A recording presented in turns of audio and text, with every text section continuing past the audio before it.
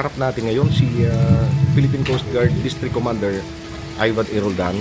Matanong natin kay Sir. Sir, ano po ang mensahe mo, sir, para dito sa pagbubukas ng nasabi ng WASAR training?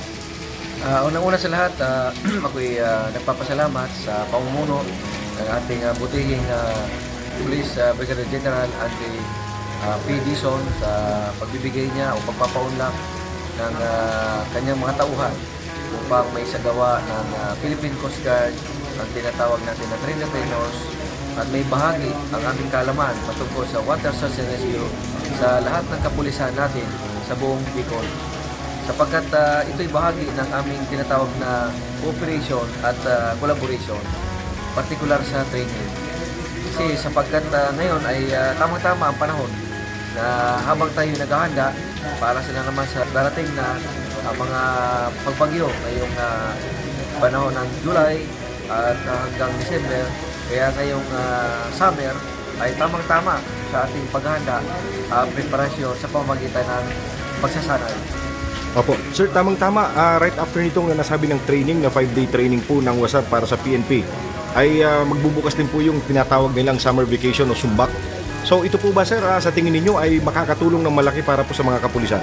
Malaking tulong ito sa mga kapulisan sapagkat ang sambak naman ay para sa pangkalahatan na instruction na galing sa ating administrasyon na lahat ng ahensya ay magtulong-tulong sa pamamagitan nitong pag-deploy ng mga personnel dahil ang mga tao natin ay tumatawid sa karagatan, sa coastal, na nagbabakasyon at kailangan natin mabantayan yung kanilang kaligtasan para masiguro natin yung mga maiwasan ng mga sakuna at kung mayroon man mga sakuna na mangyayari ay kagad-agad tayo makapag-respond kasama natin ang kagawaran ng Philippine National Police.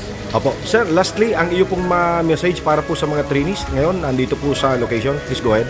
Sa lahat ng mga trainees, sabi ko ay kanilang i-maximize ang ganitong pagkakataon sapagkat ito ay naangkop para hindi lamang, sabi ko nga, sa Philippine Coast Guard maging sa Philippine National Police na magkaroon sila ng kalaman para naman pagdating ng panahon ay sila naman ay magturo sa kanilang mga nasasakupan, hindi lamang sa kanilang mga kasamahan na kapwa-pulis, maging ang mga komunidad na kanilang nasasakupan. Maraming salamat po, General Sir Ivan. Wala nga naman po.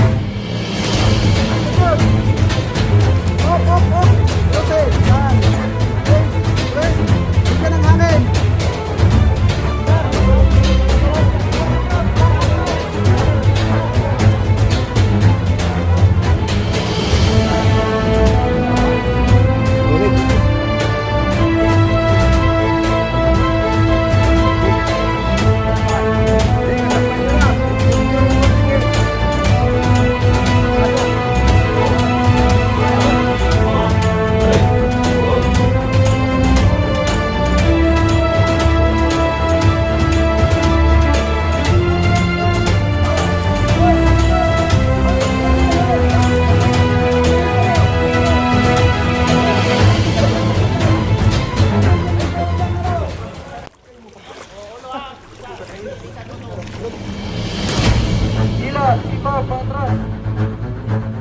Sabihan niyo rin yung kasama niyo, sipa din para mabilis.